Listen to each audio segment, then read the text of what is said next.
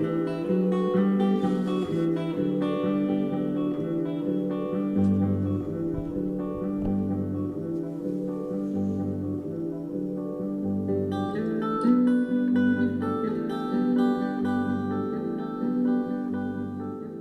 Seashell Trust is a national charity, and we provide for children and young people and increasingly adults with extremely complex communication difficulties from right across the UK. Well, Seashell Trust has changed over the years from being simply a school for the deaf, which it was initially, and how it was known to the public for many years, to becoming an organisation that's meeting the needs of children and young people with very complex needs now. And our focus really is on developing communication systems for children and young people who don't otherwise have the ability to communicate.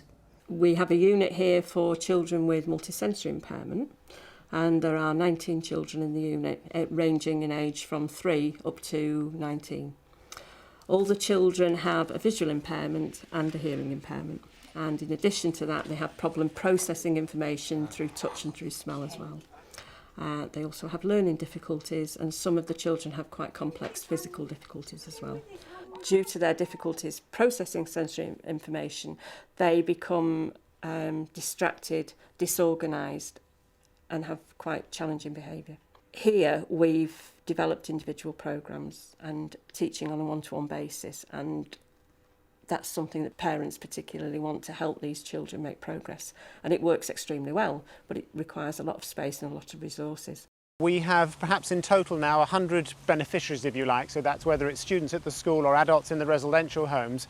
But would you believe we have 450 staff here? So whether it's a child, a young person or an adult, the support we provide would be on a one-to-one basis, simply because their needs are so specialised that actually being taught in maybe a class or a group environment just wouldn't work. But when you consider the one-to-one support, the high staffing levels, the fact that we have staff here working 24 hours a day, 365 days a year, we are an expensive resource to run.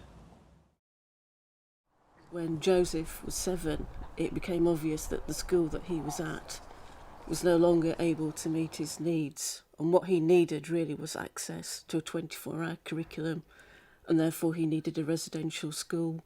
We chose the Seashell Trust because it's a very positive, enthusiastic and lovely environment, and we have no regrets. The day after he was born, he was rushed back into hospital and spent about a month in Alder Hay straight after his birth, where he was diagnosed with a number of problems, the main being septo-optic dysplasia and binatural optic nerve hyperplasia, which means he's blind basically, and also he has a significant brain abnormality which makes him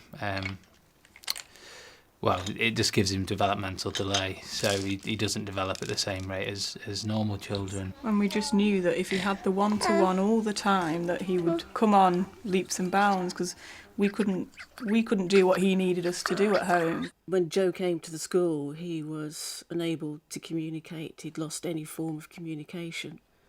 And to see the dedication of the staff who can unlock him, and he can now communicate, which is so beneficial for us and for him. It's an amazing achievement. Well, it's a year ago practically since he started, and he's a totally different child to what he was. His communication skills, I mean, although he can't actively communicate and say, I want something, you know that that's what he wants now. As a parent, it is very difficult to send your child to a residential school, but your life can be enriched and your child's life can be enriched, and he can have so many opportunities that you as a parent are sadly unable to give them.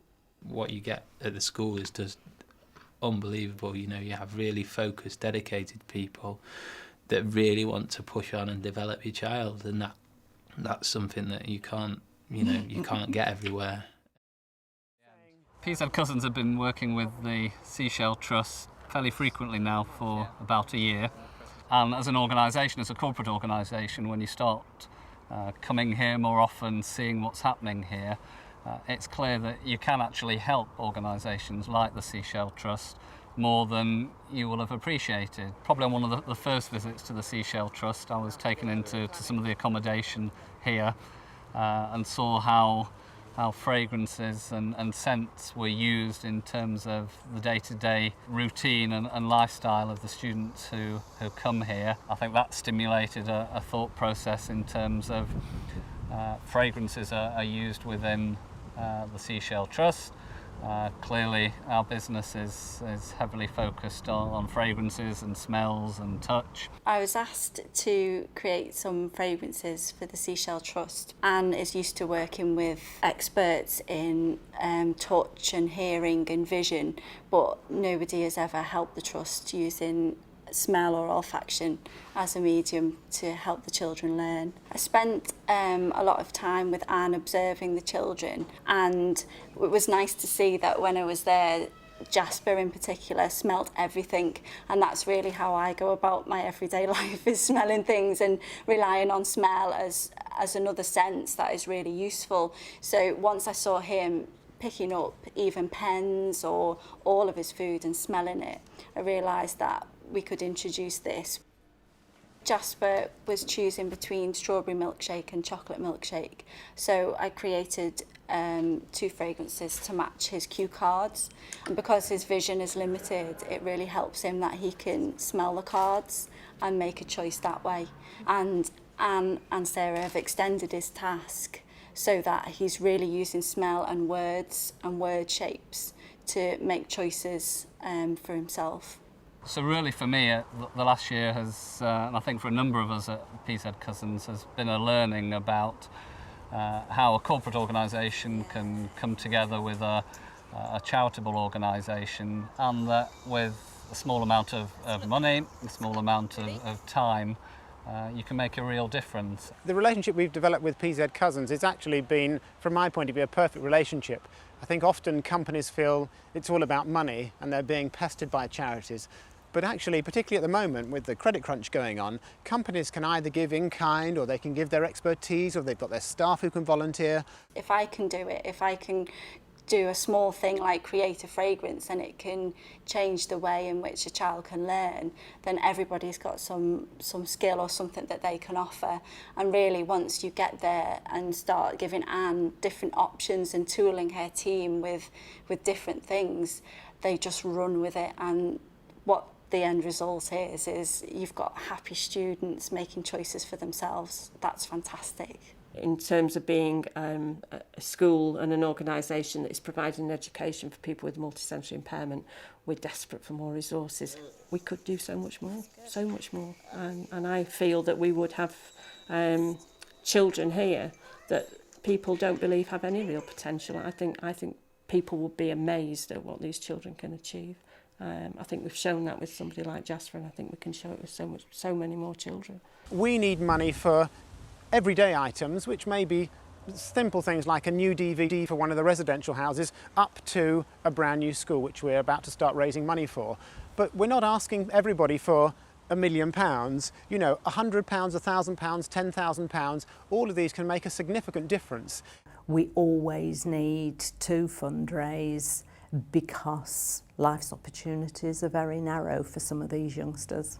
People have very low expectations of them. They don't think they'll achieve much, and I think that's wrong. I think every child should have the opportunity to achieve their potential, and we can do that with the right resources.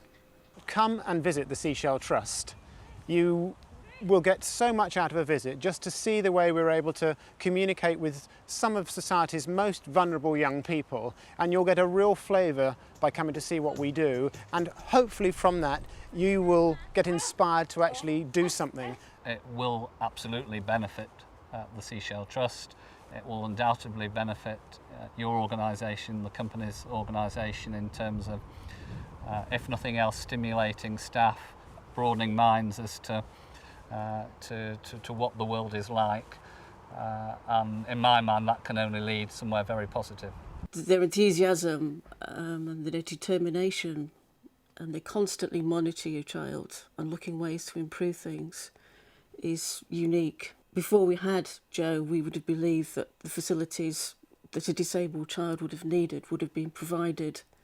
But sadly, that is not the case, and we've had to fight very hard for everything that we've got for him. And if anybody out there is willing to help financially, please do. Through cash or through kind, then, you know, please do help and support, because that's where the support's really needed, to get the extra equipment, the light rooms, the sensory equipment, the stuff that's really going to help the children develop. Our mum and dad always said to us that we'd never find anybody that would look after him like we wanted him looked after. And we have, haven't we?